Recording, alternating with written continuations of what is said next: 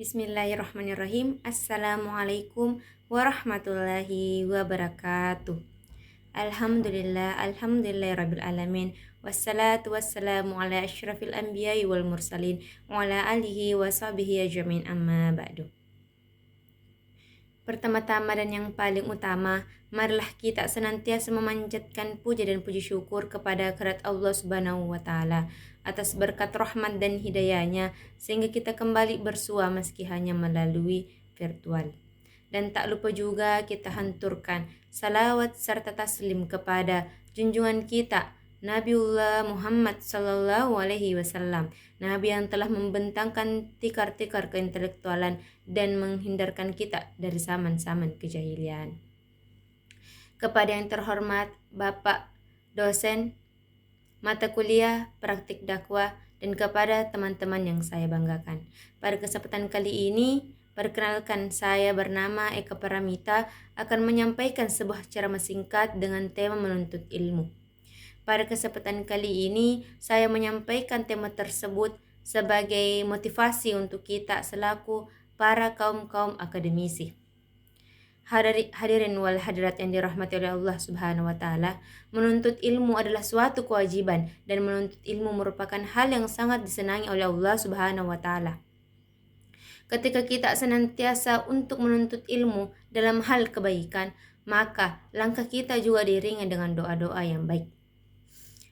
Hadirin wal hadirat yang dirahmati oleh Allah, berbicara perihal menuntut ilmu bukan hanya didapatkan melalui pendidikan formal, namun juga dapat ditempuh melalui pendidikan non-formal. Seperti kita mengikuti kajian-kajian, seperti ketika kita mendengarkan nasihat-nasihat dari orang tua kita, karena orang-orang terdahulu lebih sering memberikan ilmu dalam waktu-waktu yang tidak ditentukan. Maksudnya adalah ketika seseorang ataupun ketika orang tua bernasihat kepada kita, memberikan pemahaman kepada kita, maka kita selaku anak harus mendengarkan. Barangkali yang disampaikan merupakan hal-hal yang memang dibutuhkan di masa kini. Hadirin wal hadirat yang dirahmati oleh Allah Subhanahu wa taala, menuntut ilmu adalah hal yang diwajibkan, bukan hal yang disunnahkan. Mengapa demikian? Karena ketika hati kita telah taat kepada Allah, maka kita juga akan senantiasa untuk menuntut ilmu, untuk memperkaya diri dengan ilmu, karena ilmulah yang akan mendampingi kita hingga akhir hayat kita. Ketika ilmu kita kosong, maka kita akan sangat mudah dipengaruhi oleh arus zaman, di mana saat ini arus zaman begitu canggih. Kita dihadapkan dengan dunia teknologi. Kita harus mampu menguasai teknologi. Nah, kepada orang-orang tua kita yang kurang update perihal teknologi, kita selaku anak harus senantiasa mendampingi. Sebagaimana pada masa kecil kita, orang tua kita lah yang senantiasa mengajarkan kita yang namanya membaca.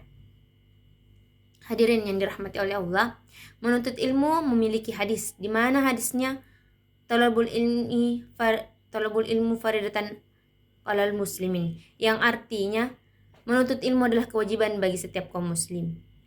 Oleh karenanya sudah sangat jelas menuntut ilmu adalah kewajiban. Sekali lagi saya sampaikan bahwasanya menuntut ilmu adalah kewajiban.